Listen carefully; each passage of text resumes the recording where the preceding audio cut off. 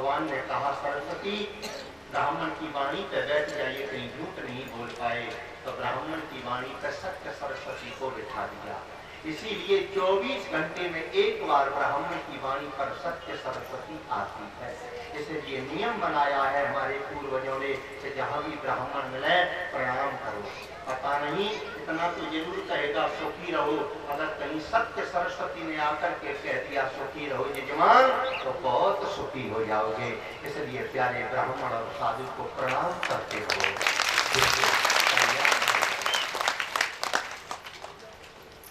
मैया ने पूछ दिया, बता ब्राह्मण मेरे लाला का नाम क्या है? ब्राह्मण की वाणी से सत्य सरस्वती बोल पड़ी, यशोदा हाँ महाराज। बोले तेरी गोदी में बैठा हुआ है, मुझे ऐसा लग रहा है वो तेरा बेटा नहीं है। तो ब्राह्मण की वाणी से निकल पड़ा, अयम ही रोहिणी पुत्र। यशोदा जो तेरी गोदी में बैठा हुआ है, मुझे ऐसा लग रहा है ये तेरा बेटा नहीं है। तो बोले अयम ही रोहिणी पुत्र और रमयन सुहृदय गुण। मैं इसके गुणों को देख करके नामकरण करूंगा। बोले नाम क्या है? गर्गाचार्य जी ने नीचे से ऊपर से देखा और बोल पड़े, आख्यास्ते इति राम। वैसे तो वेदों में पुराणों में से राम कहा जाता है, लेकिन बलाधिक्यात बलम विदु, इसकी भुजाओं में अधिक बल होने से लोग इसे बलराम कहेंगे। बोलिए बलराम भगवान की जय। मैया के पेट में लड्डू फूटने लगे, पंडित तो होशियार है, अंदर गुदगुदी होने लगी। अभी रोहिणी लेकर के आएगी मेरे लाला को। जब रोहिणी कहेगी कि मेरे लाला का नाम क्या है, तब ये ब्राह्मण जरूर कहेगा रोहिणी ये तेरा बेटा नहीं है, ये यशोदा का बेटा है। और जब किसी ब्राह्मण की वाणी से निकलेगा कि कृष्ण यशोदा का बेटा है रोहिणी, मैं धन्य हो जाऊंगी। वेदों की वाणी से एक शब्द निकलेगा कि कृष्ण यशोदा का बेटा है, भगवान कृष्ण की आंखों में आंसू आ गए। अरे बाबरी यशोदा मैं तेरा ही बनने आया, लेकिन तूने ब्राह्मण की परीक्षा ले ली। अगर परीक्षा नहीं लेती तो जरूर कहता कि कृष्ण यशोदा का बेटा है, लेकिन थोड़ी सी गलती होने से ब्रह्म चला गया। इसलिए प्यारे कभी भी धर्म में गलती नहीं होना चाहिए। छोटी सी गलती आपका सब कुछ उजाड़ सकती है। रोहिणी कृष्ण को लेकर के आई और पूछ दिया, बता ब्राह्मण मेरे लाला का नाम क्या है? यशोदा प्रसन्न हो रही है। अभी कहता है पंडित रोहिणी ये तेरा नहीं है, ये यशोदा का है। तब तक तो ब्राह्मण की वाणी से सत्य सरस्वती बोल पड़ी। ब्राह्मण ने कहा रोहिणी हाँ महाराज, मुझे तो ऐसा लगता है कि तेरी गोदी में बैठा हुआ है वो किसी का बेटा नहीं। तो बोल पड़ी सत्य सरस्वती, आसन वर्णाश्रयो अस्यः अग्रह्यते अनुयुगम तनु। मुझे तो ऐसा लगता है कि ये हर युग में आता है। अंतर केवल इतना है कि शुक्लम रक्तम तथा पीतम, कभी ये लाल बन के आता है, कभी ये पीला बन के आता है, कभी ये श्वेत बन करके आता है। रक्तम पीतम तथा श्वेतम इदानीम कृष्णताम गतः। अब की बार ये काला बन करके आया है, इसलिए लोग इसे कृष्ण कहेंगे। बोलिए बाल कृष्ण भगवान की जय। एक दूसरा नाम बता दिया, ये पूर्ण नाम है। इसे और सुनो, गर्गाचार्य जी की वाणी से पूर्ण नाम निकल गया कि एक इसका पूर्ण नाम भी सुन ले। जब किसी नाम से विवाह नहीं बने तो इस नाम से बना लेना। क्यों? बोले ये पूर्ण है इसका नाम। नाम क्या है? बोले वसुदेव करे साक्षात और श्रीमान संप्रचक्षता। मुझे ऐसा लग रहा है कि वसुदेव की साधना से ये प्रकट हुआ है, इसलिए वासुदेव इति प्रोक्तः। लोग इसे वासुदेव भी कहेंगे। पूर्ण आत्मा परमा पद, यह इसका पूर्ण नाम है। वास्तव में वासुदेव पूर्ण ब्रह्म है, राम जी पूर्ण ब्रह्म नहीं है, कृष्ण पूर्ण ब्रह्म नहीं है, लेकिन वासुदेव पूर्ण ब्रह्म है। इसलिए क्षत्रिय और ब्राह्मणों के लिए मंत्र जो दिया जाता है वो न राम मंत्र दिया जाता है, न कृष्ण मंत्र दिया जाता है, वासुदेव मंत्र दिया जाता है। क्योंकि वासुदेव पूर्ण है, राम जी पूर्ण नहीं है, कृष्ण पूर्ण नहीं है, लेकिन वासुदेव पूर्ण है। परीक्षित ने पूछ दिया, गुरु जी ये वासुदेव कौन है, ये वासुदेव कौन है? सुखदेव जी को बताना पड़ा कि शंभु विरंच विष्णु भगवाना और उपजन कंसते, जिसके अंश से करोड़ों ब्रह्मा पैदा होते हैं, करोड़ों विष्णु पैदा होते हैं, करोड़ों शिव पैदा होते हैं, करोड़ों अवतारी पुरुष पैदा होते हैं, ये वासुदेव है। और समझो भगवान कृष्ण का अवतार तो अभी हुआ है, 5,500 वर्ष हुए हैं। हमारे तुम्हारे पूर्वज कृष्ण के साथ खेले हैं, खाया है, लेकिन वासुदेव कौन है इसे समझो। जब राम जी का भी अवतार नहीं हुआ था उस समय भी हमारा वासुदेव था। इसका प्रमाण रामचरितमानस। आपने देखा होगा इस पृथ्वी का पहला मानव है मनु। इस पृथ्वी का पहला पुरुष कौन है? मनु महाराज। जब मनु और शत्रु पर तपस्या करते हैं, आपने रामचरितमानस पढ़ा होगा, शंकर जी आए वरदान मांग लो, वापस कर दिया। भगवान विष्णु कई बार आए, वापस कर दिया। ब्रह्मा जी आए, वापस कर दिया। तीनों देवता मिल करके आए कि अब तो मांग ले। तब मनु खड़े हो गए। और मनु ने हाथ जोड़ के कहा, महाराज मैं जिसे बुला रहा हूं उससे आना पड़ेगा। न मैंने विष्णु को बुलाया, न शिव को बुलाया, न ब्रह्मा को बुलाया, मैं किसे बुला रहा हूं? वो समझी से पूछा, किसे बुला रहा है मनु? लिख लिया। किसका मंत्र जप रहे हैं? राम जी का? बोले नहीं। कृष्ण का? बोले नहीं। तो रामचरितमानस में लिखा है। किसका भजन कर रहे हैं मनु महाराज? द्वादश अक्षर मंत्र समझते हुए, द्वादश अक्षर मंत्र पुनि जपहि सहित अनुराग। द्वादश अक्षर मंत्र पुनि जय हो जपहि सहित अनुराग। द्वादश अक्षर मंत्र पुनि, 12 अक्षर का मंत्र है भगवान वासुदेव का। ओम नमो भगवते वासुदेव। मैं वासुदेव का मंत्र जप रहा हूं, पर बुला किसे रहा हूं? मेरा मन न विष्णु में लगा है न शिव में लगा है। तो बोले द्वादश अक्षर मंत्र पुण्य जपय सहित अनुराग। मन कहाँ है? बोले वासुदेव अर्पित मन। मेरा मन वासुदेव को बना। मुझे तुम्हारी जरूरत नहीं है, मुझे वासुदेव की जरूरत है। और वासुदेव के पूर्ण मंत्र में कितने अक्षर हैं?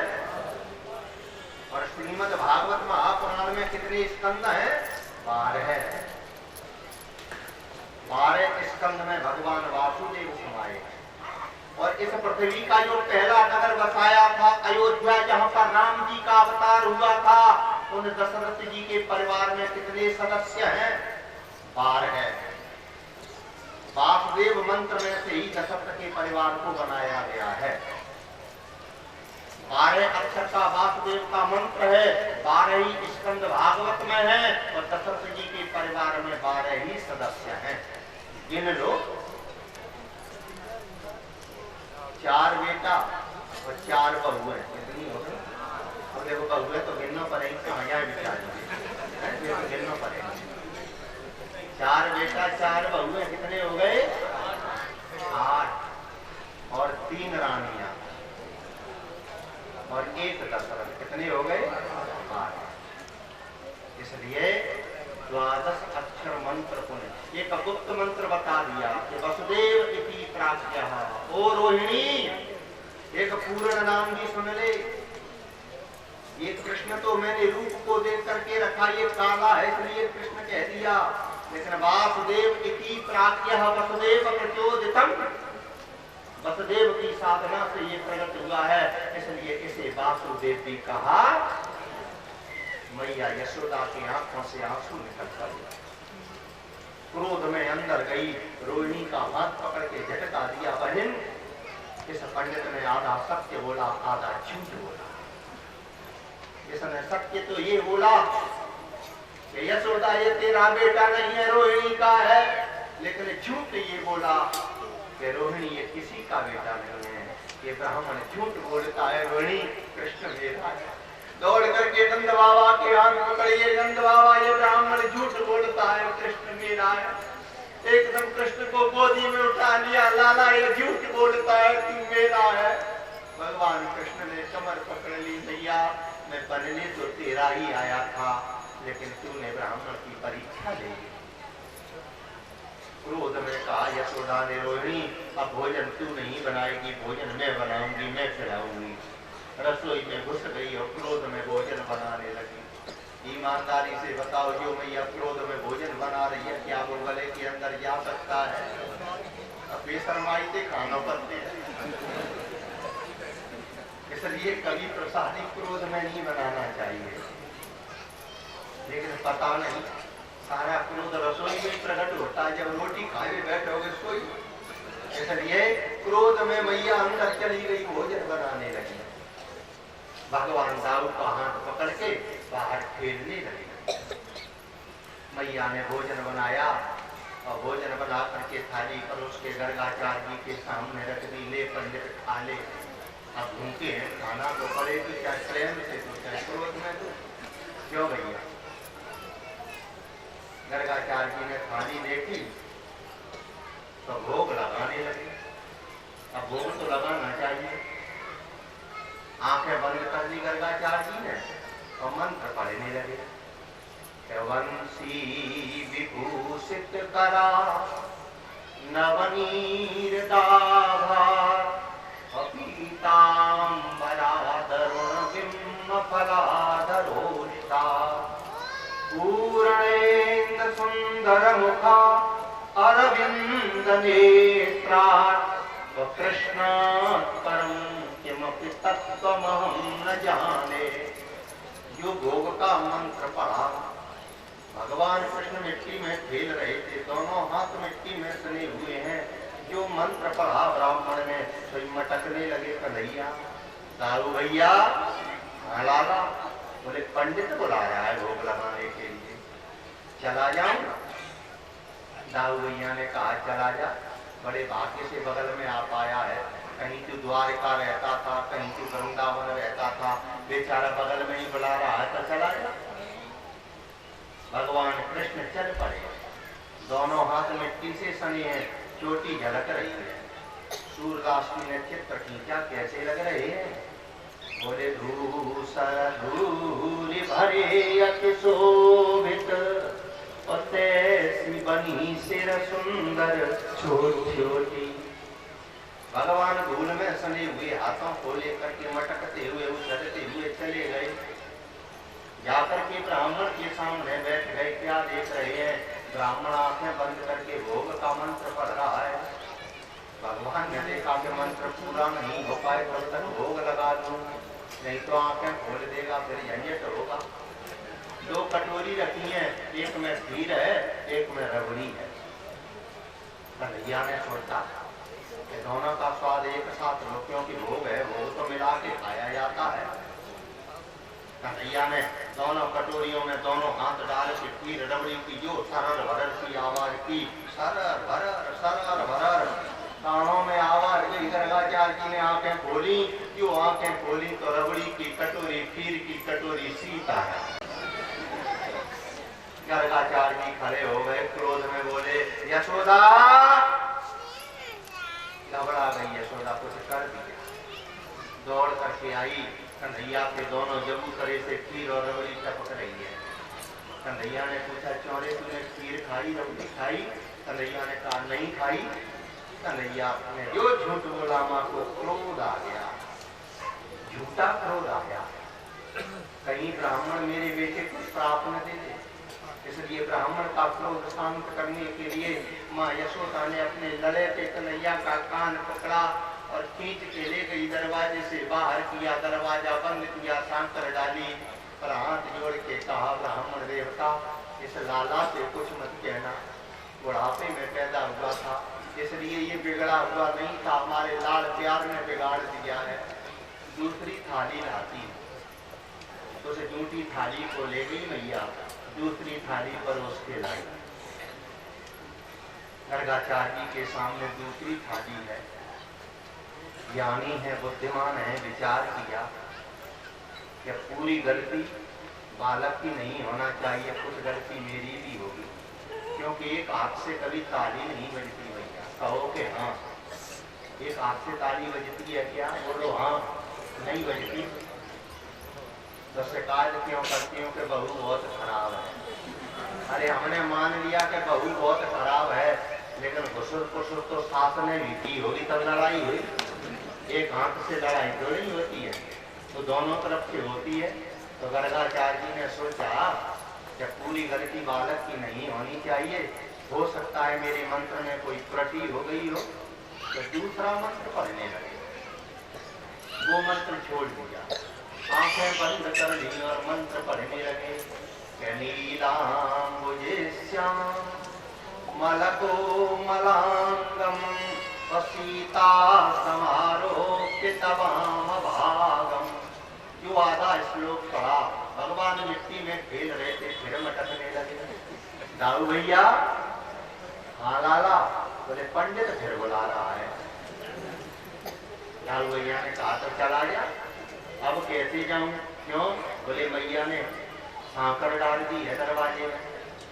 दाऊ भैया ने कहा चिंता मत कर, बड़े भैया के कंधे जिंदाबाद, कंधे पे चल और छलांग लगा। दाऊ भैया ने कन्हैया को कंधे पे चढ़ाया और कंधे पे चढ़ा करके जैसे ही छलांग लगा के कन्हैया पहुंचे, आहा, गर्गाचार्य जी नेत्र बंद किए हुए हैं और नेत्र बंद करके गर्गाचार्य जी मंत्र पढ़ रहे थे। तब तक तो मेरा नटखट कन्हैया पहुंच गया। चौरे पंडित फिर बुलाया, तसल्ली नहीं हुई। एक बार तेरी कटोरियों को साफ कर गया, फिर भी मन में चैन नहीं है, ला दूसरी बार भी करता हूँ साफ। लेकिन अब की बार कन्हैया ने सोचा ये दोनों हाथों से खाऊंगा तो फिर सरल हरल फिर होगी। तो बोले एक साथ ही दोनों कटोरियों को दोनों जबूतरे से लगा को एक सूता मार दो, जो होगा तो देखा। भगवान कन्हैया ने दोनों कटोरियों को जबूतरे से लगाया, जो खींचा तो आवाज हुई, जो आवाज हुई एकदम खड़े हुए गर्गाचार्य जी चिल्लाने लगे, ओ यशोदा। कांप गई, रसोई से दौड़ करके आई। भगवान कृष्ण खड़े हैं, अपने जबूतरे को चाट रहे हैं। मन तो खरीद के रबड़ी खाई है, इतनी फसक में खा रहे हैं। मैया ने देखा कि ये ब्राह्मण छोड़े न